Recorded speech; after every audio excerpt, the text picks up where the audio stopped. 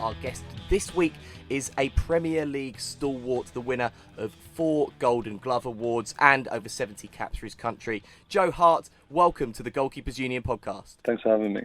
Let's talk about this Goalkeepers Union, okay? It's a term that I've learned from Rich, and Burnley represents it better than anyone. So you've got yourself, Tom, Nick, Anders and Adam. Do you have a goalkeepers five-a-side team in training?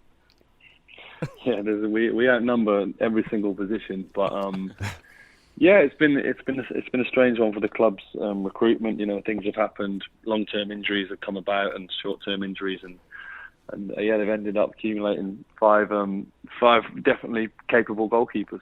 So there's obviously a lot of competition there, but just watching you, and obviously, I mean, I've been watching you play football for the past 10 years. You seem to really be enjoying the game again. Do you think that's fair? I've never stopped enjoying the game. You know, when it's not necessarily going well, people presume you're not enjoying it. But right. In terms of actually playing football, you know, it's my life. It's what I enjoy doing, and it's what I love being a part of. So, you know, I'm old enough now. I've been around long enough to know I'm not going to win every game. I'm not going to perform, you know, be a 10 out of 10 every game. So I don't particularly lose the love for the game if something doesn't go perfectly.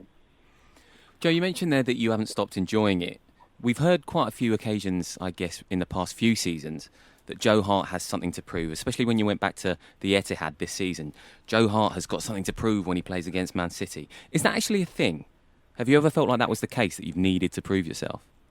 I just try and win for my team. You know, football being what it is, and the business that it is, and the media that it attracts, people need to make statements. People need to say things, but the majority of the time, well, I'd say 99% of the time, people have no idea how I think, how I look at football, and they probably have no interest in my personality and the way I look at football, because that doesn't necessarily make people listen or want to tune in. I play football because I love it. I play to win every game for my team, and that's how I work.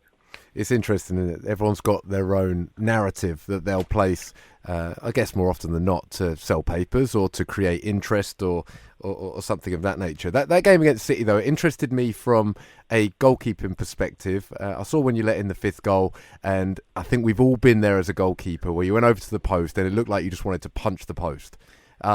Yeah.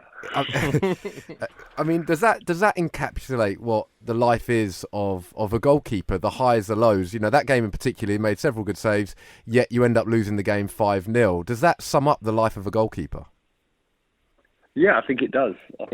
But, you know, I'd have done the same thing if we were playing, you know, away at Wolves and the same score had happened, because that game we weren't going to win.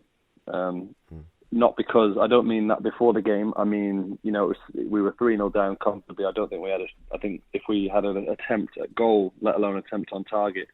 But, you know, there was a few things in the game. The second goal was really frustrating. The ball went out of play, which the official ended up apologising to me for. Now, I'm not saying that the game would have turned around and we'd have smashed City 5-1. I'm not saying that, but I'm saying 2 late goals is just real frustration, because, you know, I just want to play to my levels. I don't want big numbers going past me. Who does? You know, what goalkeeper does? And it was just, yeah, it was a frustration. But I've kicked many posts in my time, and through the years I've worked out the best way to do it. So 6 studs right in the centre of it, and no one gets hurt. The post doesn't get hurt, nor do I. The pictures are actually great, Joe. Have you actually seen those the pictures of that incident? No, I haven't. I had to live it once. I don't particularly need to live it again. Just sticking on this season, the Paul Pogba penalty. Now, look, You saved it after enduring that 18-step run-up. What's your thought process as he's approaching the ball there? I suppose I just had to wait as best my time that I could before I revealed what I was going to do. You know, I don't know if he'd taken 1 or 2 before that. Certainly taken 1. I think it was against Leicester that season with that run-up. I think he's done that run-up for a long time. I think, you know, I've seen videos of when he was in the French under-21 team and Man United reserves. He did it at Liverpool. So that's his style. So it's whatever anyone thinks about it, I knew that if Man United got a penalty, that was the style I had to face. I had to take it seriously, and I had to try and combat it as best I could. And, you know, I had a strategy, and it worked that day. Do you kind of look at him though, actually, and see when he's doing this 18-step elaborate run-up? I mean, you've got time to go out and get the shopping, haven't you? Do you look at him and just think, what are you doing, mate? No, I looked at him with his gold, his World Cup medal around his neck, and I respected him doing what he is. Well, that was who I was facing. Unfortunately, I'm not in a position where I can make clever jokes or put silly things on Instagram about him. I have to face him real deal and try and do my best for my team. Speaking of the real deal, you saved penalties from Zlatan Ibrahimovic and Leo Messi, and I was reading an interesting quote from Leo Messi. So after a game at the Nou Camp where you made, I believe it's a record-breaking 10 saves, Leo Messi described you as a phenomenon. Now, I know that obviously you take it game by game and you want to do the best from your team, but looking at arguably somebody who we're going to remember as the greatest player of all time, describing your performance as being a phenomenon, that must make you feel pretty good. Yeah, it does. But, I'm going to put it in the context of that guy. You have to perform out of your skin for him not to score against you. So I'd imagine he's had to, humbly make that description a few times because he puts that much pressure on the goal. He creates that many chances and he's so clinical. So it probably is a big surprise when he doesn't score, and he probably feels like he has to utter those words because he's so used to winning games. He's so used to winning one-on-one battles. So yeah, it's a huge honour. He's the greatest player that I've ever played against. But I read it in the context of probably which it was said. I don't think he was trying to make a huge statement and stop the press conference. He was just merely making a comment of someone who had a good game in front of him. You've taken the Golden Glove on a joint high 4 occasions in your career. Ordinarily, it's won by the goalkeeper with the strongest defence in front of him. Do you think it's a balanced way to mark the Premier League's top keeper? For instance, this season you've made the most saves, but naturally you don't gain the same recognition? Yeah, I don't know. It's probably an award that is given quite tokenly, if you like. The PFA Player of the Year is rarely, well, if ever, going to be claimed by a goalkeeper. It would take some performance, literally some performance for that to be taken. But I think it's just an award that, to get your clean sheets, you have to play well. But I think we can all look through the season and we can appreciate goalkeeping, especially. I'd imagine you guys on this show, if you look at goalkeeping properly, you're going to appreciate it a whole lot more for what it is, rather than just necessarily looking at stats and numbers. Because you can. I think the Etihad is a good example. We lost 5-0, so you can look at that as an absolute thrashing. But me personally, I did all I could with the goals and made some big saves that I was proud of. So it depends how in depth they want to judge the award. It depends if they really want to take it seriously. If they do, they'll probably have to look at a different way of doing it. But if they don't, then I think sticking with the format they've got, they definitely get close to the right result. Yeah, it's interesting you say. I mean, that's actually the reason we've created this, and obviously we're making this now a weekly thing. And the whole idea is to improve knowledge of goalkeeping and what constitutes good goalkeeping, because certainly one of my personal issues I've got with commentators might be that you hear beaten at his near post, flaps at crosses, the kind of cliche things that you hear over and over. Yeah. Do you think that knowledge of goalkeeping is improving, or do you think we've still got a long way to go? I think it's improving, and I think it's going to be taken a whole lot more seriously now. These, people say that they're extortionate transfers, huge money being spent on goalkeepers, but I think that's just giving goalkeeping the respect that it deserves. It's a huge part of the game, and that's never changed. But unfortunately, or fortunately, it's never really going to get taken seriously until price tags and things that are bought into it. Like your examples of Kepa and Alisson and Edison. They've really, you're struggling to see a flop, if you like, with a huge amount of money being spent. Whereas in other positions, it's easily said, you struggle to adapt to the league. But now people are investing big and they're getting rewards for it. Joe, obviously, we had Eric Steele on the show a couple of weeks ago, and he said of you that yourself and David De Gea and people like that were freaks. He meant it in a nice way. He meant because you get into top level teams very, very young, which is obviously quite unusual for a goalkeeper. Goalkeepers tend to blossom a little bit later on, and obviously you've been doing it for 15 odd years since you're at Shrewsbury Town and then on through a number of clubs. Do you think getting to such high level football at such a young age, because I think you're in the City team, weren't you, when you were 21? Has that taken its toll on you mentally as a player? I don't think so. I still love it the same amount that I do from the moment. I made my Shrewsbury Town debut at home to Gravesend in the conference when I was the day after I turned 17. I don't look at football any differently. I still get the same love, same buzz. Your goals change because you're in different situations, and your team is hunting different goals, if you like. But the same love and same enjoyment and the same simplicity of trying to keep the ball out, and that hasn't changed for me. And I can't see it changing. And it's only going to take my body not letting me play football anymore for any reason why I'd ever think of giving up the game. When you were at Shrewsbury, weren't you, because I was reading about you travelling to away games and you were sitting on the bench as a sub, weren't you 15, 16 at the time? Yeah. I don't know. Before, it was you had a first-team keeper, you had a second-team keeper, and if anyone else got injured, it was down to, Richard will know this, it was down to like the best youth keeper you had. You were never going to draft someone in and waste money, if you like, which is something we just touched on with keepers getting a little bit more respect money with the transfer fees. But before, you wouldn't waste money necessarily on the goalkeeper who was going to sit on the bench. And I was always thought of really highly at Shrewsbury. I had a coach, Dave Timmins, who pushed for me. So yeah, as soon as the number 2 was injured, he made sure that I was the one who was elevated. And I was, at school and also on the bench for the first team and trying to train whenever I could in Easter holidays, just so I could be relevant with the lads.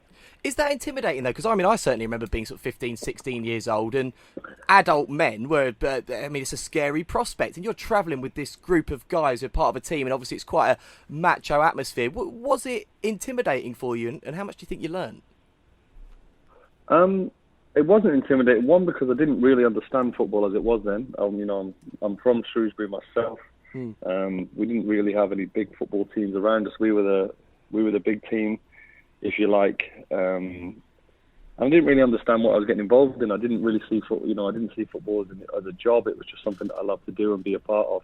And the guys, you can sense when someone, when it's time to intimidate and when you can have fun with someone. But I think I was really lucky, and I'd like to think that every 15-year-old lad that comes into a football team, you're going to get nothing but support. There's plenty of fathers and things like that in the team, and they'll probably see me as, even though their sons will be a whole lot younger than 15, but you've got to treat someone at that age like that. You've got to look to help them and nurture them, and and do you know what? It was a whole lot better feeling when I'd been around that squad for a year and a half, and I was 16, 17, and then this started coming for me because I kind of felt more accepted rather than.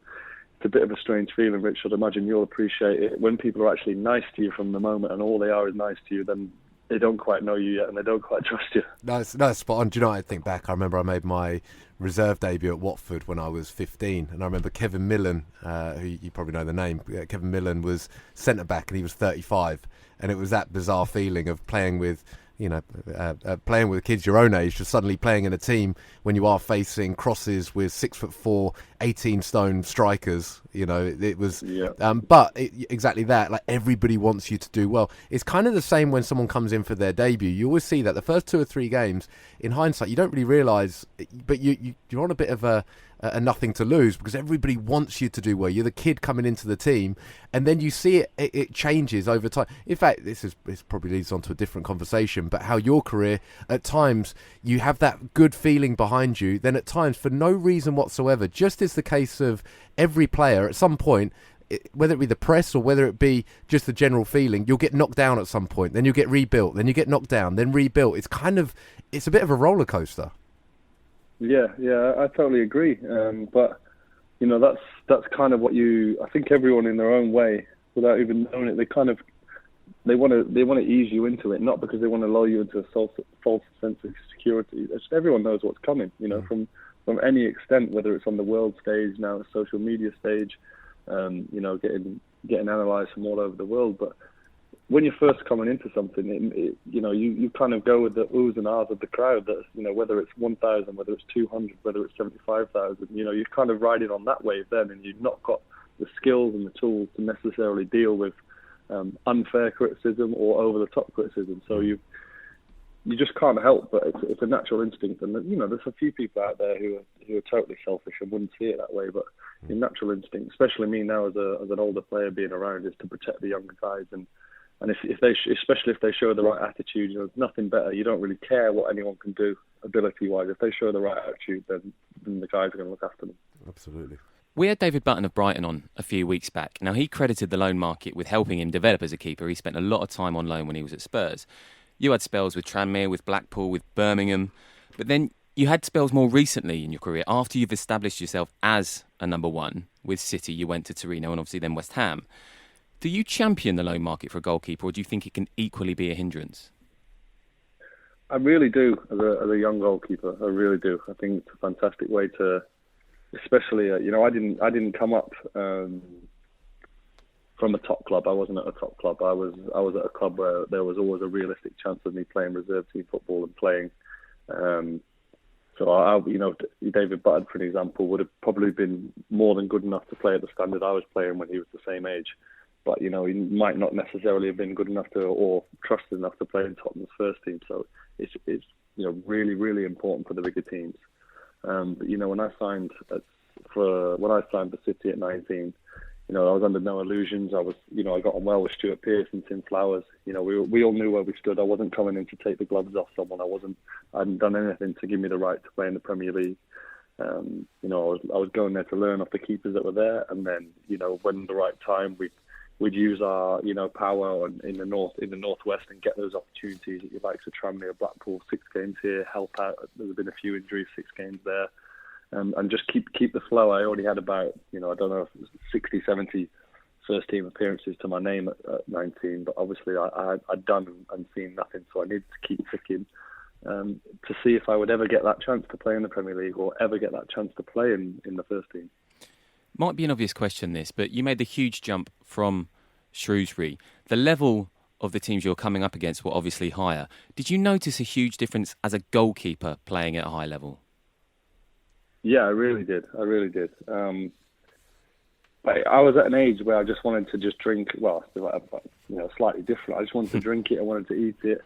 I like any person. There's not many people out there who don't have their insecurities. I wanted to see if I was capable. I wanted to see if I could handle being at that level. There were plenty of times where I thought this is too much for me, but who am I to turn this opportunity down? I just need to get my head down and get stuck in. I didn't go to Manchester City thinking I'm going to be there number one. I went to go and see what would happen. The worst case was, I wanted a good reference if I left there to go and, get another foothold in the game at a slightly lower standard and then try and come back again. That was my mindset, was just to drink it up. It was no problem if it was too much for me. It was no problem if I felt out of my depth. Just try and take everything that I could from the opportunity. Let's talk about your time at City, of course. An incredible period of success for the club, and obviously you're really fondly remembered by City fans. You won the league twice when you were there. Now, you were up at the training ground recently while they were dedicating a training pitch to you, and there's a mural next to the training pitch. I've seen the photograph. Is it after the 2012 win or the 2014 win, that iconic photo of you running?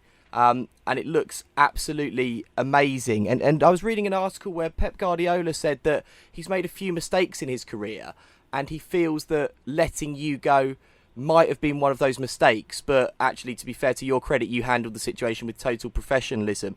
Looking back on that time now, did it feel like the right time? Is it something that you remember with sadness, or did you want to move on with your career? It just was what it was. As soon as I knew that he was coming to the club, I needed to address the situation head on as soon as he walked through the door. And to be honest, it sounds really strange, but it was. I've said it before, and to be honest, I feel like I've talked about it enough. But he was refreshingly honest with his thoughts towards me, with his thoughts towards what he was going to do going forward. Like I said, I didn't agree. I wasn't, shaking his hand and saying I think you're right, but it was just. There was a lot of honesty in our conversations, and I told him that whatever was going to happen, however we were going to resolve this, I felt I was good enough to be there. I felt I was good enough to do what he needed me to do. But however we were going to resolve it, we were going to resolve it with me and him talking. I wasn't going to be sending in people to talk to people that he's told what to say. I said, let's just deal with this together, and he was good with it. We had the relationship we needed, and then it was, I knew as soon as someone like him didn't want me at a club where, let's be honest, he was going to succeed. They're the perfect match. They're one of the greatest managers of all time, and a fantastic. He wasn't going into a club that's just got money. He was going into a club that's put in a great infrastructure. Was destined to do well with some fantastic people, and obviously the money was going to help. I wasn't. His mind wasn't necessarily going to be changed by me. No matter what I did, with my City career was done then, and I was okay with that. The shambles of having to go on loan because it was just kind of it was the business side of it wasn't handled great, but it was one of those, high wages, people not really knowing my situation, not really being able to plan it, having to play because I wanted to keep my England place. That bit, I don't blame on him. That was just, that's the business, and I appreciate that football's a business and it's not always going to go my way.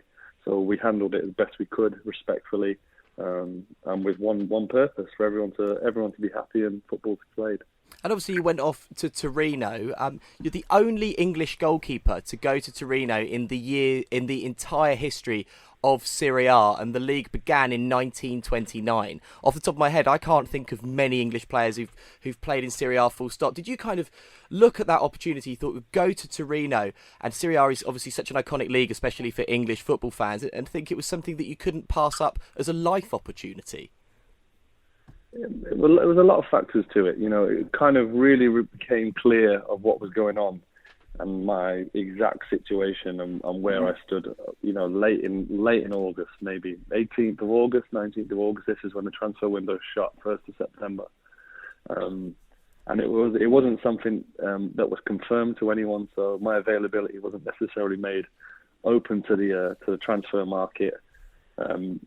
Richard will appreciate that in the goalkeeper transfer market, if somebody wants a goalkeeper, if somebody of a good level wants to invest in a goalkeeper, wants a new number one, they've made that decision in March, April, and they've started negotiating then.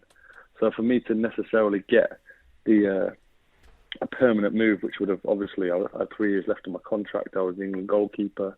I've got a very good history of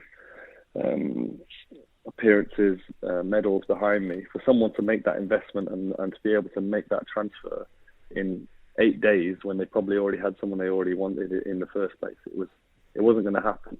So I had to make the decision of, was I going to look to go on loan? Was I going to look to just literally listen to anyone who would be available to talk to? Obviously I had to discuss with City how they'd help out with wages, etc., because obviously they'd put me in situations they needed to help. And then when, with all those factors in play, there wasn't that much on the table come 28th, 29th of August. And then Torino made this bold bid, spoke to us, spoke to the manager who was friends with Alexander Kolarov, and put him on to me because he wanted to know if I was serious about football, because obviously he liked the idea of me as a keeper, but he needed to know where I was at. Spoke to a few people about the city, obviously spoke to my family, and we literally had the attitude of let's go and give it a right good go and see what happens. And it turned out to be, we absolutely loved it. It was a fantastic season. I'm really proud to be a part of that club. Contrary to reports, it was a good season for me. Really enjoyed the football, and I'm really proud that I did it. And if anything, it's opened my eyes to the fact that I know if I needed to go and play abroad, I could do it. Just touching on England, Jordan Pickford seems to be Gareth Southgate's go-to at the moment. It does seem like opportunities are still there in that squad, though. Is Euro 2020 or even next summer's Nation League on your radar? I'm going to play to the highest level that I can play to. Whether I get picked to an England squad, that's not down to me, unfortunately, and that's been proven. I've had my reasons that I've not been in the squad previous to the World Cup, and I don't know whether they quite match up after the World Cup, but like I say, that's not for me to worry about. That's for managers. That's what they get paid money for. I'm just going to keep performing to my highest level. I always want to play for England. I always want to be a part of the England team. That is who and what I am. I've done it. I've turned up for my country hundreds and hundreds of times. I've managed to play 75 times.